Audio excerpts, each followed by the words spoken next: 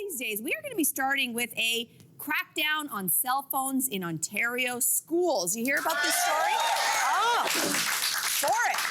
Okay, so it turns out that the province has announced that in a bid to cut down on distractions, students from kindergarten to grade 6 will have to keep phones on silent and out of sight. Now, those in grade 7 to 12 will not be able to use them at all during class time.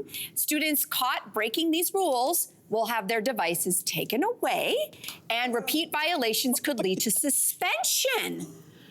Okay, so this is, I think they're calling this one of the strictest bans on cell phones in the entire country.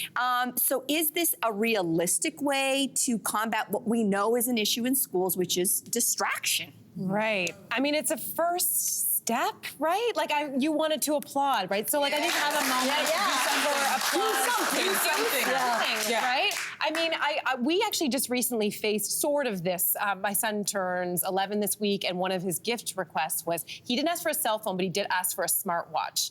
And we had long conversations about, with each other, like Jason and I going like, should we get this for him? Should we not? His friends increasingly have them. And we decided ultimately, no.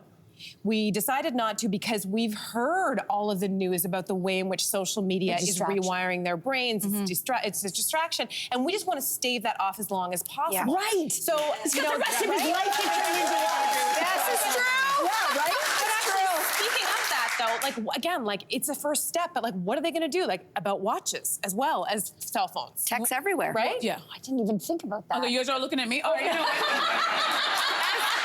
the parent in the group, about this. No, honestly, it's so funny. I just heard this great conversation that Sinead Bovell, who is a tech expert that we have on the show, and there was this study out of Norway that was taking a look at the elementary and middle schools over there and their policies and if it worked. So they saw that there were two models. They were the things that this one model that the Ontario schools are trying, and the other model was an outright ban. Now they tested for three things: academic, mental health, and bullying. And long story short, the schools that had a zero phone policy, like no phones on the property. No phones on the property. Saw a huge jump in mental health with these kids was better. Their academic outcomes were better, and the bullying went down tremendously. And especially the young girls who came from economic disadvantaged backgrounds also saw the biggest improvement in all three of those areas. So although this plan for Ontario sounds good on paper, in theory, if you look at the data, it's not enough. You really do have to ban these phones from middle school. It's not from elementary school and middle school. They don't need a smartphone. They really don't. I feel the exact same way. It feels like I want them to go cold turkey. This seems like it's a great first step, but I don't think it's going to work. You're trying to make everyone happy. And I had so many questions. I actually think that a lot of the students would adapt to a no phone policy really quickly. Okay. But I think the parents would have a hard time with it. Right. Actually not being able to reach their kid. I think the kids, after a while, they'd be like, these are the rules. You know, can we get rid of that excuse? Your child's not a plastic surgeon who needs to be on call. What is this idea in your head that you need to reach your kid? Call the school. Call the secretary in the school. Yeah, the old way. Here's my problem with this as a former educator. Schools have become, and teachers have become, the expectation is they are now supposed to do everything. They're now not just supposed to be educating your kid, they're now supposed to also be parenting your kid. Right. So here's my challenge is the teachers are now left to be the ones to enforce this rule. You know that's going to be hard. They got enough challenges just trying to get through the curriculum. So now you're going to be the enforcement saying, pass over your phone. And what's that first kid going to be like? Make me, miss. Like, honestly, this is not what they're supposed to be dealing with. And to me, what is a bigger issue is, because I agree, it might not be enough, but it is a start. And there's that saying, do not let perfection get in the way of progress. We've got to do something. But here's the something that we're missing in this discussion. If the goal is to reduce distraction, then this has got to be a holistic approach. It's not just distraction in school.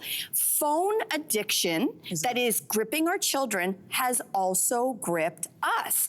So if you do not involve the parents, the home life into the discussion, you can try to reduce distraction at school, which again, it's something. But if you don't have, which we are starting to implement in my house, analog time and digital free zones, then why is this going to help the bigger picture?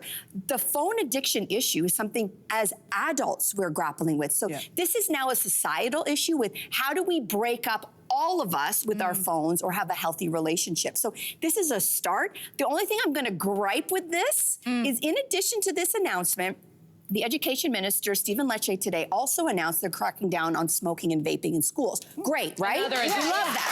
But that doesn't have anything to do with the phones. What it does do for me as a parent is that they also announced $30 million is going into vaping. They have $30 million? They have $30 million for what? For what? Vaping detection technology that they are going to install in bathrooms in schools. You know what, Minister Lecce, you know what you do with that $30 million? Hire more teachers! What? If you got that kind of money, why are we spending it on some technology? On vaping? Cell phones for everyone. Yes! Get us a cell phone. You get a cell phone. You get a cell phone. You get a cell phone. All right. Hey there, what did you think? Drop your comments below and join the conversation. And don't forget to like and subscribe so you can find more on everything from food and fashion to pop culture and current events. See you soon.